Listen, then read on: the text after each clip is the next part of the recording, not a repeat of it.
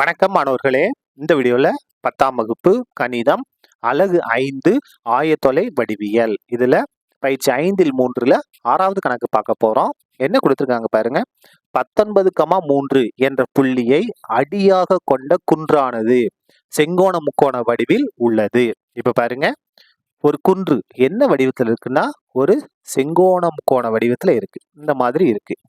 இந்த இடத்துல செங்கோணம். குன்றோட அடி இந்த இடத்துல எடுத்துக்கலாமா? இந்த புள்ளிய இந்த இடத்துல இருக்கக்கூடிய புள்ளி 19,3. அதுக்கு அடுத்து பாருங்க, தரையுடன் குன்று ஏற்படுத்தும் சாய்வு கோணம் 45 டிகிரி. பாருங்க, இதுதான் குன்று. தரையோட எத்தனை டிகிரி கோணத்தை உண்டாக்குது? 45 டிகிரி கோணத்தை உண்டாக்குகிறது. அப்போ குன்றோட அடி நம்ம இங்க எடுத்திருக்கோம், உச்சி இங்க இருக்கு. இணைக்கும் கோட்டின் சமன்பாட்டை காண்க. பாருங்க, இதோட சமன்பாடு தான் நமக்கு பேர் கொடுத்துருவோமா? ABC. பாருங்க, ஏசி இதான் என்னது? குன்றோட அடி, இது குன்றோட உச்சி. ஏசியோட சமன்பாட்டை நம்ம கண்டுபிடிக்கணும். கண்டுபிடிக்கலாமா? பாருங்க, நமக்கு ஒரு புள்ளி தெரியும், அடியில் இருக்கக்கூடிய ஒரு புள்ளி தெரியும். இங்க சாய்வு கோணம் இருக்கு. இந்த சாய்வு கோணத்தை பயன்படுத்தி சாய்வை கண்டுபிடிச்சு அதுக்கடுத்து நம்ம என்ன செய்ய முடியும்? சமன்பாட்டை கண்டுபிடிக்கலாம். பாருங்க, முதல்ல சாய்வு கோணம். சாய்வு கோணம் கொடுத்துருக்காங்க. எந்த எழுத்தை கொண்டு குறிப்போம்? சாய்வு கோணத்தை தீட்டான்றதை கொண்டு குறிப்போம். சரியா? 45 டிகிரி. சாய்வு கோணம் கொடுத்துருக்காங்க. அப்ப சாய்வு கண்டுபிடிக்க formula m = tan θ. m = tan அப்படியே வந்துடும். தீட்டாவோட மதிப்பு எவ்வளவு? 45 டிகிரி. அப்ப பாருங்க, m = tan 45 டிகிரியோட மதிப்பு 1. இதான் என்னது? சாய்வு. சரியா? therefore குன்றின் அடி மற்றும் உச்சியை இணைக்கும் கோட்டின் சமன்பாடு. சிம்பிளா எழுதுங்க. இந்த மாதிரி எழுதுங்க. தேவையான கோட்டின் சமன்பாடு. தேவையான கோட்டின் சமன்பாடு.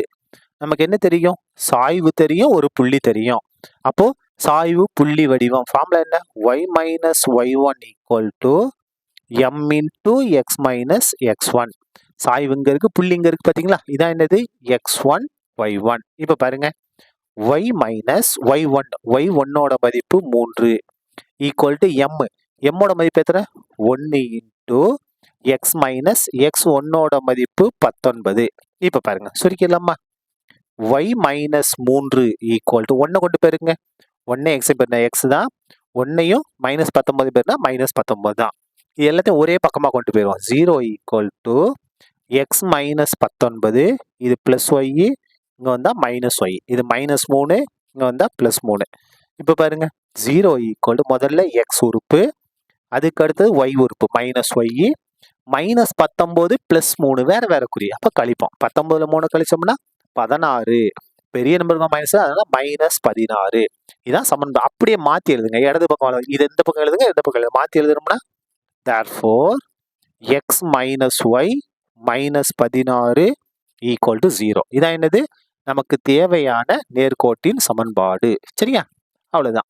இந்த கணக்கு முடிந்தது. நன்றி.